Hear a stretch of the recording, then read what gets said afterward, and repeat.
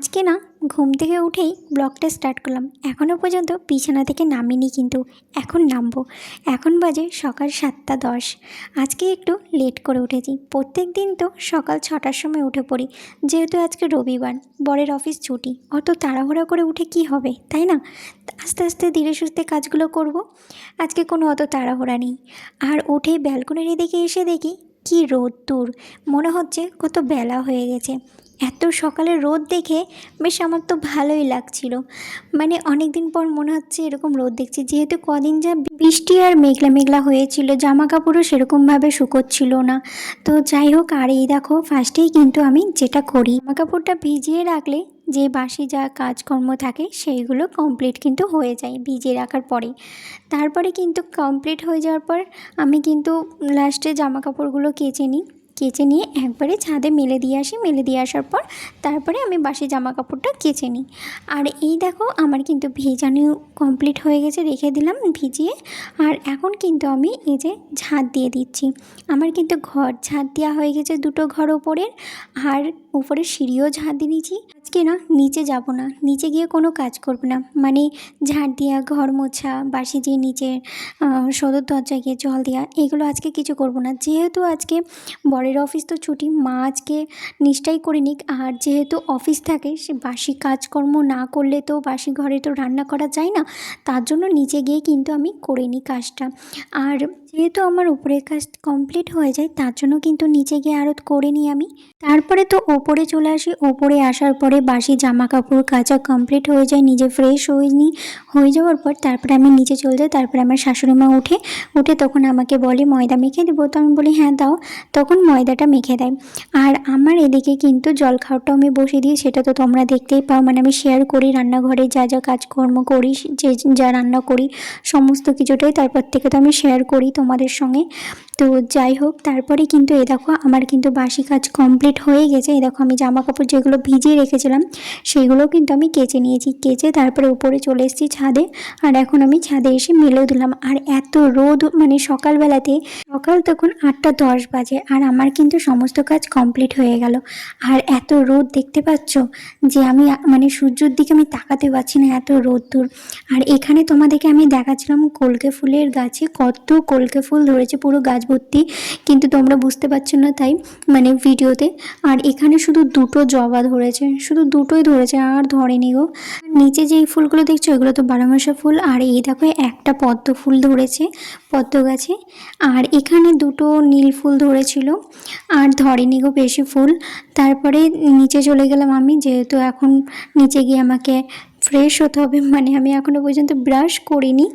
আমি যেহেতু সমস্ত কাজ কমপ্লিট করে নেওয়ার পরে, এটা আমার আগাগোড়া থেকেই অভ্যাস, ঘুম থেকে উঠে আমি ব্রাশ করি না, সমস্ত কাজ কমপ্লিট করার পরেই আমি ব্রাশ করি। আর সেটাই আমি করছিলাম, মানে আমার কাজ কমপ্লিট হয়ে গেছে, তারপর লাস্টে ব্রাশ করলাম। ব্রাশ করা তো কমপ্লিট হয়ে গেল, তারপরে কিন্তু এখনও কাজ আমার শেষ হয়নি। আমি এই যে এখন বাথরুমে ঢুকলাম, বাথরুমে ঢুকে স্নান করব, কিন্তু ঠিকই তার আগে কিন্তু পায়খানা বাথরুমটাও ধুয়ে নিয়েছিলাম। যেহেতু আজকে রবিবারই আমি ধুই, পায়খানা বাথরুম ধুই, বেডশিট চেঞ্জ করি। তো কালকে চেঞ্জ করে নিয়েছিলাম বেডশিট, তোমাদেরকে তো বললামই আমার বর উঠতে চাইবে না, ল্যাদখোর, তার জন্য তুলে নিয়েছিলাম বিছানার চাদরটা। আর এদিকে কিন্তু আমি পায়খানা বাথরুম ধুয়ে মাথা ঘষে স্নান করে একদম চলে এসেছি ছাদে ফুল তোলার জন্য। ফুল তোলে যখন আমি, তখন তোমাদের সঙ্গে শেয়ার করেছিলাম, আমি আরও যখন ফুল তুলছিলাম সেইগুলো ভিডিও করেছিলাম, কিন্তু সেই ভিডিওগুলো আর হয়নি গো।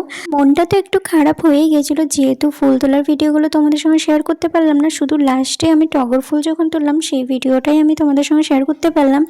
আর আমার ইচ্ছে ছিল যে যখন আমি লাল ফুলগুলো তুলছিলাম, মানে জবা লাল ফুল তুলছিলাম, সেটার ইচ্ছে ছিল খুব ভালো করে, মানে ভিডিওটা খুব সুন্দর আসলো, কিন্তু কি করে ডিলিট হয়ে গেল বুঝতে পারলাম না। তো যাই হোক, তারপরে ফুল তুলে বাসন মেজে নিচে চলে আসলাম। নিচে এসে এই দেখো আমি এখন গোপলু সোনাকে নামিয়েছি স্নান করানোর জন্য। আর এখন গোপলু সোনাকে আমি ঘি মধু দিয়ে ভালো করে আমি এখন গোপলু সোনাকে স্নান করিয়ে দিলাম। স্নান করানোর পরে এই দেখো চন্দন বেটেছিলাম, তারপরে কিন্তু আমি চন্দনও মাখিয়ে দিলাম, মাখিয়ে আবার ওকে ভালো করে স্নান করালাম। তারপরে এই দেখো গোপলু সোনার ফাইনাল লুক। কত সুন্দর মিষ্টি লাগছে তাই না গোপলু সোনাকে? তোমরা কমেন্ট করে জানিও তো কত সুন্দর লাগছে। তারপরে তো গোপলু সোনাকে আমি বসিয়ে দিলাম গোপলু সোনার জায়গাতে, আর এখন আমি মোটুকও পরিয়ে দিলাম। মোটুকটা জানো তো পড়া থেকে পড়ে যাচ্ছিল বারবার, তার জন্য আবার ভালো করে চুলটা সেট করে তারপরে মোটুকটা পরিয়ে দিলাম। তারপরে তো নামালাম মহাদেবকে। এখন আমি মহাদেবকে স্নান করাবো।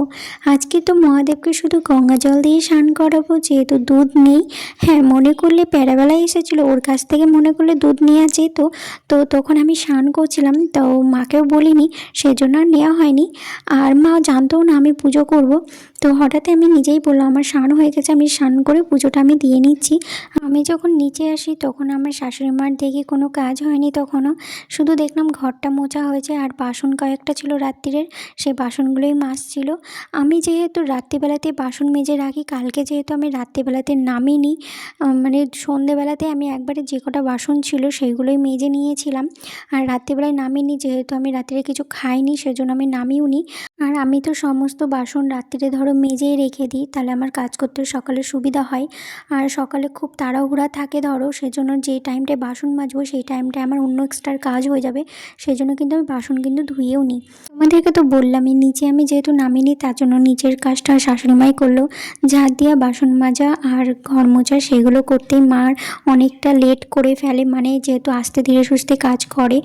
তো যাই হোক, তারপরে এদিকে কিন্তু এই দেখো আমার কিন্তু পুজো দেওয়া কমপ্লিট হয়ে গেল, কত সুন্দর লাগছে তাই না বলো? আর এদিকে কিন্তু আমার পুজো কমপ্লিট হয়ে যাওয়ার পর তারপরে আমাকে এখন রান্নাঘরে ঢুকতে হবে, যেহেতু এখন রান্না হয়নি। শাশুড়ি মা কেটে রেখে দিয়েছিল সবজি কেটেছিল ভেন্ডি আর ডুমুর, আর আমি এই দেখো অলরেডি রান্না বসিয়েও দিয়েছি, ভাত বসিয়ে দিয়েছি পাশে, আর এই দেখো ভেন্ডি সর্ষের জন্য ভেন্ডিটাও বসিয়ে দিয়েছি, আর ডুমুরটা ভাজা হবে, যেহেতু লাস্টে করে নেব ভাজাটা।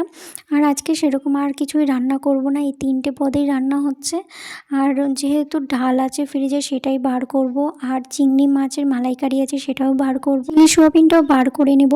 যেহেতু এই তরকারিগুলো আছে সেজন্য আর কিছু রান্না করলাম না, শুধু এই যে ভেন্ডি সর্ষে আর ডুমুর ভাজাই করলাম, আর এইগুলো দিয়েই খাওয়া দাওয়া হবে আমাদের আজকে।